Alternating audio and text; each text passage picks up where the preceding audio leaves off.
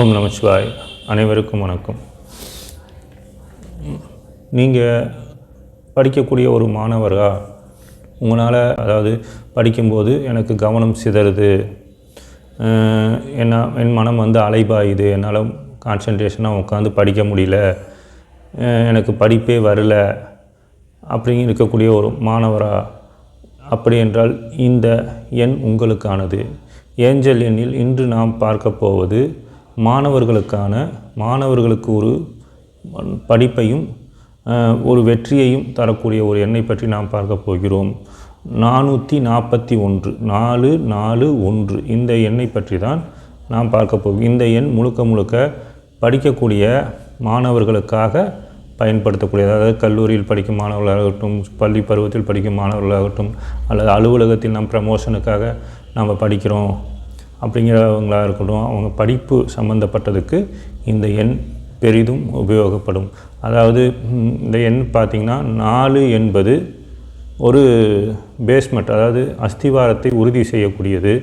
கவனம் சிதறாமல் நம் கவனத்தை மனதிற்கு ஒரு ஆற்றலை கொடுக்கக்கூடியது. மனசை அலைபாய விடாமல் மனதை ஒருநிலைப்படுத்தி நம் கவனத்தை ஒரு மையத்தில் கொண்டு நிறுத்தக்கூடிய ஒரு எண்ணாக இருப்பது 4. 1 என்பது வெற்றியை தரக்கூடியது. அதாவது அதிகப்படியான, அதாவது இப்படி ஒரு வெற்றி எனக்கு கிடைக்கணும்னு நான் எதிர்பார்க்கவே இல்லைங்கிற மாதிரி சொல்கிறோம் இல்லையா, அது மாதிரி அந்த 1 என்பது வெற்றியை கொடுக்கக்கூடியது. 4 என்பது இங்கு பார்த்தீங்கன்னா 2 முறை வருகிறது. 4 4 1 4ங்கிறது 2 முறை வருவதால் இது நமக்கு இன்னும் பலத்தை கொடுக்கக்கூடியது. மாணவர்கள் இப்போ படிக்கும் போது தொடர்ந்து நம்மளால் உட்காந்து படிக்க முடியலைங்க, நான் தொடர்ந்து படிச்சுக்கிட்டு இருந்தாலும் என்னுடைய கவனம் வேறு பக்கம் போகுது, மெமரி ஆக மாட்டேங்குது, படித்தது ஞாபகத்துக்கு இல்லை ஒரு சில மாணவர்கள் இருப்பாங்க, எனக்கு படிப்பே வரமாட்டேங்குதுங்க, நான் படிக்கவே மாட்டேன், எனக்கு படிப்புங்கிறதே வரல அப்படின்னு சொல்கிறவங்களுக்கெல்லாம் இந்த எண் மிக மிக அற்புதமாக அவர்கள் வாழ்க்கையை ஒரு மாற்றத்தை ஏற்படுத்தி அவர்களுக்கு ஒரு மாபெரும் வெற்றியை தரக்கூடியதாக இருக்கும். இந்த எண்ணை நாம் எப்படி பயன்படுத்த வேண்டும் என்றால், கைகளில் இடது கையில் இந்த மணிக்கட்டு ரேகை இருக்கு இல்லையா, இந்த மணிக்கட்டு ரேகைக்கு கீழ் 4 4 1 என்று எழுதி கொண்டு நாம் இதை பயன்படுத்தலாம். இல்லை என்றால் ஒரு மஞ்சள் நிற காகிதத்தில், ப்ளூ கலர் இங்கில் மஞ்சள் நிற காகிதத்தில் 4 4 1 என்று எழுதி அதை நம்மளுடைய நோட் புத்தகத்தில் முன்னாடி பேஜில் ஒட்டி வச்சுட்டு அதை புக்கை எடுக்கும் போதெல்லாம் பார்க்குறது, நோட் புக் பார்க்குறது, இல்லை நம்ம டெஸ்கில் நம்ம படிக்க உட்கார அந்த டெஸ்கில் அந்த பேப்பரை ஒட்டி வச்சுட்டு அதை தினமும் பார்க்குறது, அந்த மாதிரி நம் பார்வையில் படும்படி வைத்துக்கொண்டு அந்த எண்ணெய் நாம் பயன்படுத்தலாம்.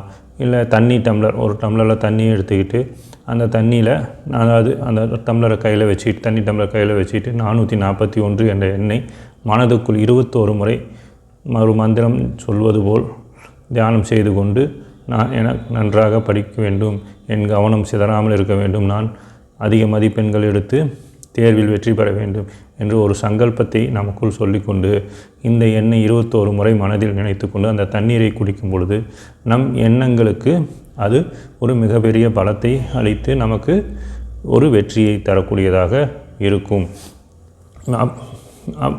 இந்த எண்ணை பற்றி நாம் பார்க்கும் பொழுது இந்த எண், அதாவது ஒரு படிக்காத ஒரு மாணவனை கூட அமர்ந்து அவனை படிக்க வைக்க தூண்டும் அளவுக்கு இந்த எண் அவனுக்கு மிக பெரும் மாற்றத்தை அந்த மாணவனுக்குள் கொண்டு வரும்.